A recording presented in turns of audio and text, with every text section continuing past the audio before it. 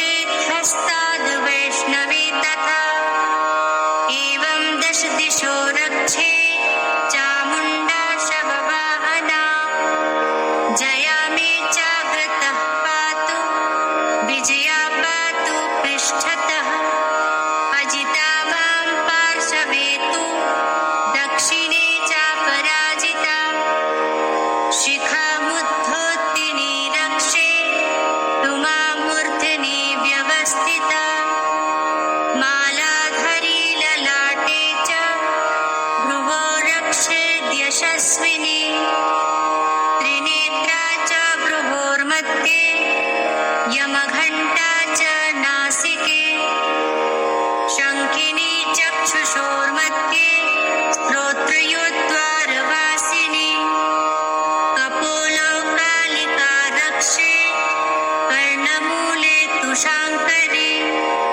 नासिकायां सुगन्धा च उत्तरोष्ठे च चर्चिका अधरे चामृतकला जिह्वायां च सरस्वती दन्तान् रक्षतु कौमारी कण्ठदेशे तु चण्डिका घण्टिकां चित्रघण्टा च महामाया च तालुके कामाक्षी चिबुकं रक्षे वाचं मे सर्वमङ्गला ग्रीवायां भद्रकाली च पृष्ठवंशे धनुर्धरी नीलग्रीवा बहिः कण्ठे नलिकां नलकूबरी स्कन्धयोः खड्गनी रक्षे बाहु मे वज्रधारिणी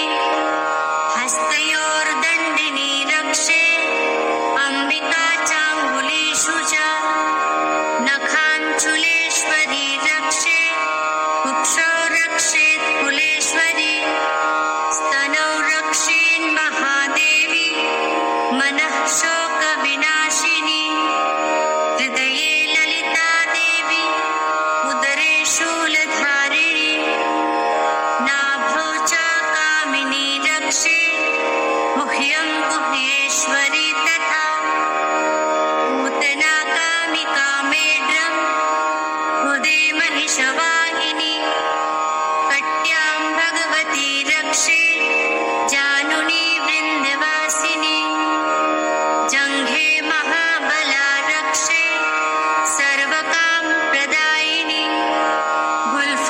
गुल्फयोर्नारसिंही च पादपृष्ठे तु तैजसी पादाङ्गुलीषु श्री रक्षेत्पादाधत्सलवासिनी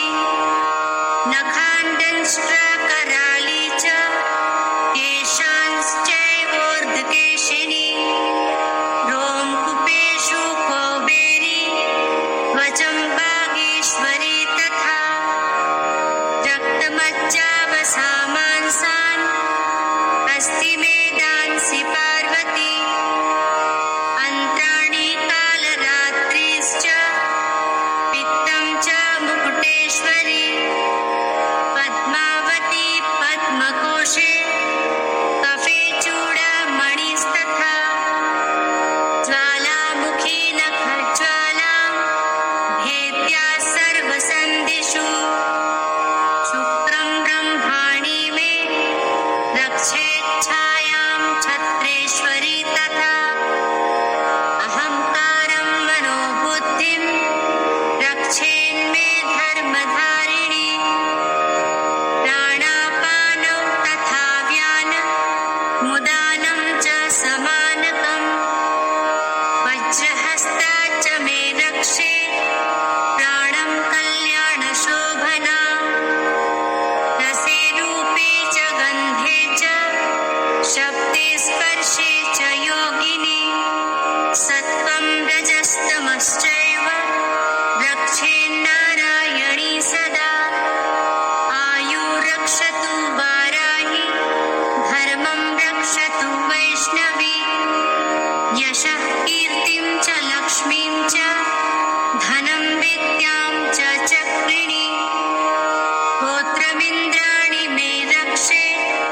पशून् बहून्मे रक्ष चण्डिके पुत्रान् रक्षेन्महालक्ष्मीर् भार्यां रक्षतु भैरवी पन्थानं सुपथा रक्षे मार्गं क्षींकरी तथा राजद्वारे महालक्ष्मीर् विजया सर्वतः स्थिता रक्षाहीनं तु यस्थानं वर्जितं कवचेन तु तत्सर्वं रक्ष मे देवी जयन्ती पापनाशिनी पदमेकं न गच्छेत्तु यदीच्छेच्छु भवात्मनः कवचेनावृतो नित्यं यत्र यत्रैव गच्छति तत्र तत्राथ लाभाश्च विजयः सार्वकामिकः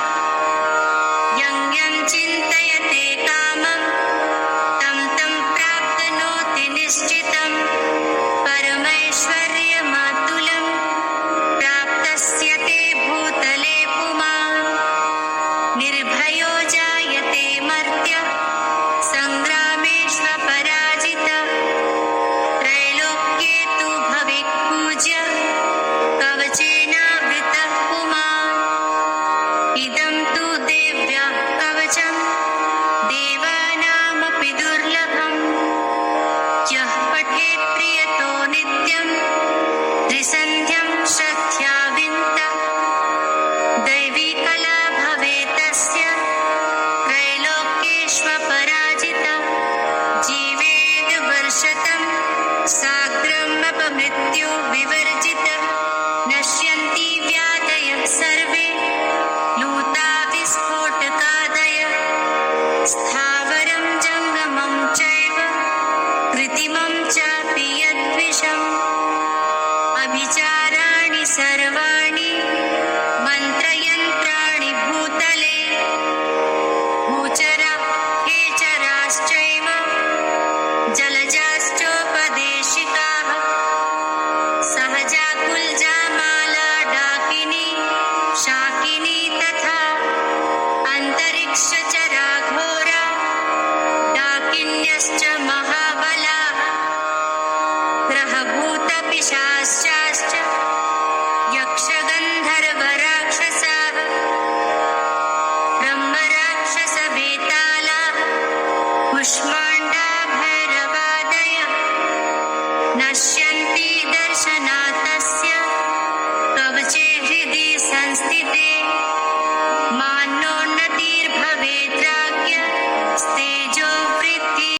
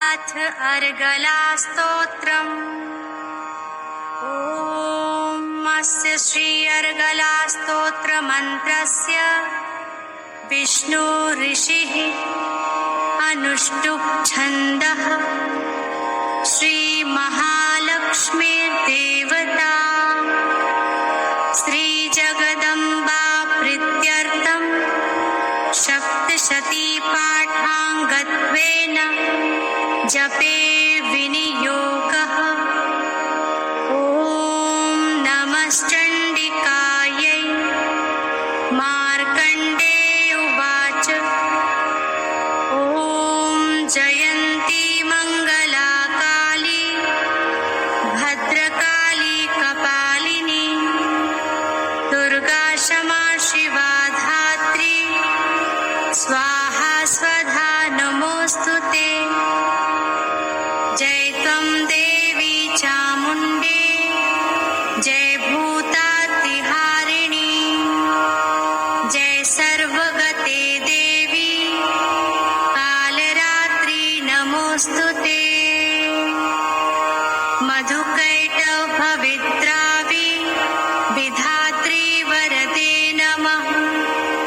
रूपं देहि जयं देहि यशो देहि द्विषो जहि महिषासुरनिर्नाशी भक्तानां सुखदे नमः रूपं देहि जयं देहि यशो देहि द्विषो जहि रक्तबीजवधे देवी चण्डमुण्डविनाशिनी रूपं देहि जयं देहि यशो देहि द्विषो जहि शुम्भस्यैव निशुम्भस्य धूम्राक्षस्य च मर्दिनी रूपं देहि जयं देहि यशो देहि द्विषो जहि वन्दिताङ्घ्रियुगे देवी सर्वसौभाग्यदायिनी रूपं देहि जयं देहि यशो देहि द्विषो जहि अचिन्त्यरूपचरिते सर्वशत्रुविनाशिनी रूपं देहि जयं देहि यशो देहि द्विषो जहि न तेभ्यः सर्वदा भक्त्या चण्डिके दुरितापहे रूपं देहि जयं देहि यशो देहि द्विषो जहि स्तुवद्भ्यो भक्तिपूर्वं त्वां चण्डिके व्याधिनाशिनी रूपं देहि जयं देहि यशो देहि द्विषो जहि चण्डिके सततं ये त्वां चर्त्यन्ति भक्तितः रूपं देहि जयं देहि यशो देहि द्विषो जहि देहि सौभाग्यमारोग्यं देहि मे परमं सुखं रूपं देहि जयं देहि यशो देहि द्विषो जहि विदेहि द्विषतां नाशं विदेहि बलमुच्चकै रूपं देहि जयं देहि यशो देहि द्विषो जहि विदेहि देवि कल्याणं विदेहि परमां श्रियं रूपं देहि जयं देहि यशो देहि द्विषो जहि सुरासुरशिरोरत्न निकृष्टचर्णयम्बिके रूपं देहि जयं देहि यशो देहि द्विषो जहि विद्यावन्तं यशस्वन्तं लक्ष्मीवन्तं जनं कुरु रूपं देहि जयं देहि यशो देहि द्विषो जहि प्रचण्डदैत्यदर्पघ्ने चण्डिके प्रणताय मे रूपं देहि जयं देहि यशो देहि द्विषो जहि चतुर्भुजे चतुर्वक्त्र संस्तुते परमेश्वरी रूपं देहि जयं देहि यशो देहि द्विषो जहि कृष्णेन संस्तुते देवी शश्वद्भक्त्या सदाम्बिके रूपं देहि जयं देहि यशो देहि द्विषो जहि हिमाचलसुतानाथ संस्तुते परमेश्वरी रूपं देहि जयं देहि यशो देहि द्विषो जहि इन्द्राणीपति सद्भाव पूजिते परमेश्वरी रूपं देहि जयं देहि यशो देहि द्विषो जहि देवी प्रचण्ड दोर्दण्ड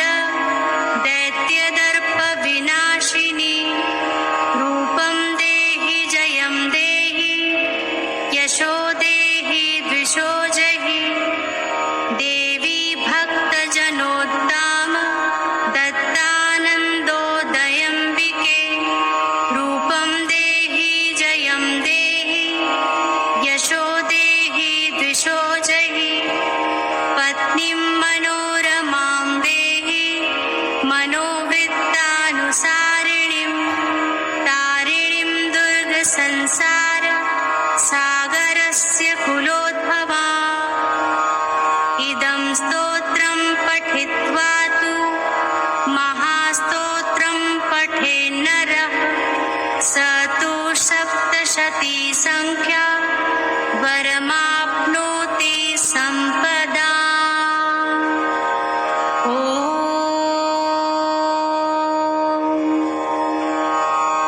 इति देव्या अर्गलास्तोत्रं सम्पूर्णम्।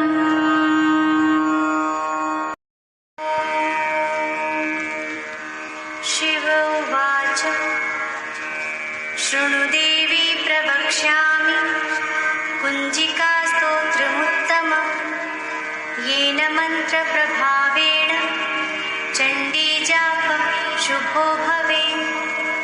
न कवचं नार्गलास्तोत्रं कीलकं न रहस्यकं न सूक्तं नापि ध्यानं च न न्यासो न च वाचनं। कुञ्जिकापाठमात्रेण दुर्गापाठफलं लभेत्। अतिगुह्यतरं देवी देवानामपि दुर्लभम्। गोपनीयं प्रयत्नेन स्वयोनिरिव पार्वती। मारणं मोहनं वश्यं स्तम्भनोच्चाटनादिकम्। पाठमात्रेण संसिद्धि कुञ्जिकास्तोत्रमुत्तमम्। ॐ ऐं ह्रीं क्लीं चामुण्डाय विच्च। ॐ ग्लौं हूं क्लीं जूं सः। ज्वालय ज्वालय ज्वल ज्वल प्रज्वल प्रज्वल। ऐं ह्रीं क्लीं चामुण्डाय विच्चे ज्वल। हं सं लं क्षं फट् स्वाहा। नमस्ते रुद्ररूपिण्ये नमस्ते मधुमर्दिनि नमः कैटभहारिण्ये नमस्ते महिषादिनि नमस्ते शुम्भहन्त्रयै च निशुम्भासुरघातिनि। जाग्रतं हि महादेवी जपं सिद्धं कुरुष्व मे। ऐङ्कारी सृष्टिरूपाय ह्रीङ्कारी प्रतिपालिका क्लीङ्कारी कामरूपिण्ये बीजरूपे नमोऽस्तु ते। चामुण्डा चण्डघाती च यैकारी वरदायिनी विच्चे चाभयदा नित्यं नमस्ते मन्त्ररूपिणी। धां धीं धूं धुर्जटे पत्नी वां वीं हूं वाग्धीश्वरी। क्रां क्रीं क्रूं कालिका देवी शां शीं शूं मे शुभं कुरु। हूं हूं हुंकाररूपिण्ये जं जं जं जम्भनादिनि। भ्रां व्रीं भ्रूं भैरवी भद्रे भवान्यै ते नमो नमः। अङ्कं चं टं तं पं यं शं वीं दूं ऐं वीं हं शं। धिजाग्रं धिजाग्रं त्रोटै त्रोटै दीप्तं कुरु कुरु स्वाहा। पां पीं पूं पार्वती पूर्णा खां खीं खूं खेचरी तथा। सां सीं सूं सप्तशती देव्या मन्त्रसिद्धिं कुरुष्व मे। इदं तु कुञ्जिकास्तोत्रं मन्त्रजागर्ति हेतवे। अभक्तेनैव दातव्यं गोपितं रक्ष पार्वती। यस्तु कुञ्जिकया देवी हीनां सप्तशतीं पठेत् न तस्य जायते सिद्धिररण्ये रोदनं